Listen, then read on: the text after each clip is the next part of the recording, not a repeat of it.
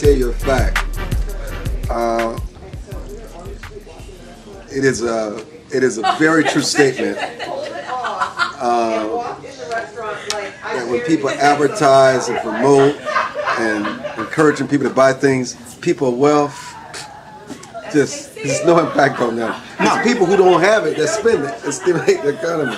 So as a result, right, that is the economy. The last 20 years, we've had an economy that extended cheap credit to allow all Americans to live far above their means. And so they were sitting here, oh, I can buy it. Things were cool, housing prices were going up, jobs were steady, everything was fine. But the moment there's one little blip, so, all of a sudden it comes crashing down. But also say this, and also with the housing crisis, nobody who has wealth is in a housing crisis because they read the fine print, they know exactly how the real estate market works. Even those that got caught up in the real estate boom, where they had the adjustable arm, where you pay the lowest amount, which lasted 3 or 4 years, they got it out of that system even before the market caught up with them.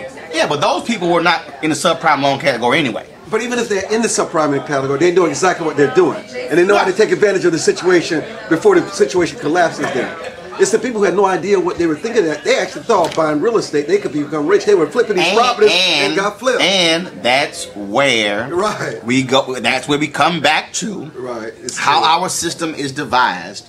And so to make people that.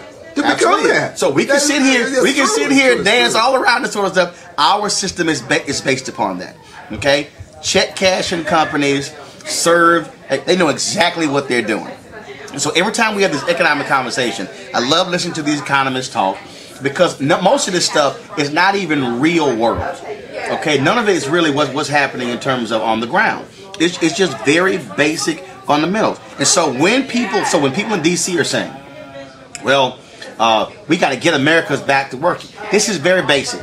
If Armstrong has a restaurant and we look out and he has 30 tables, but he consistently has about 15 filled, he is not hiring more wait staff. Factual. Now, if he had 30 tables and 30 tables were packed and he's got folks waiting 45 minutes an hour over a period of months, he's going to hire wait staff.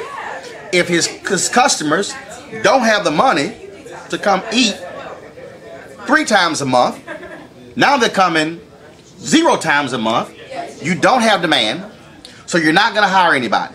The only way you get demand in our system is if you're spending money. And let me add to that. And for these corporations, during the tough economy, when they cut their employees by 20 or 30%, and then the company returned to prosperity 2 years later, and they realize they're functioning better without those employees, there is no end of the sun they're going to bring those employees back. Why? Why? Why? Because the companies are based upon high stock prices. And here's the other piece that nobody wants to own up to. The biggest drivers of what you just described are pension funds.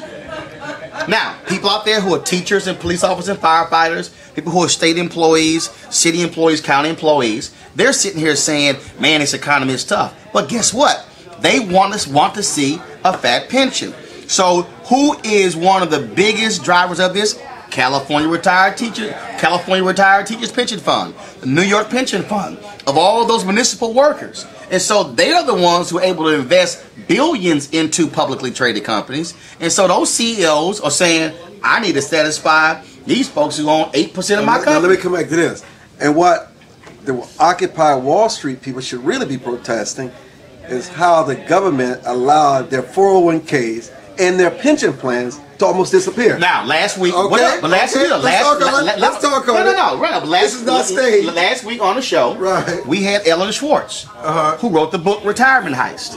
And she talked about it. Yeah. She talked about how Wall Street, how these companies got Congress to change the laws to allow them to be able to take those pension funds. And you're absolutely right. Right, that's true. That's true. See, it's just common sense. It's just common sense. That ain't the Democrat or Republican thing. That's both. No, it's the marketplace. There you go. It's the marketplace. That's what it is. And we understand it. So that's why Aaron Fleischer said that the Occupy Wall Street is anti-capitalism. No, I think it's anti-greed. Yes. That's the real issue.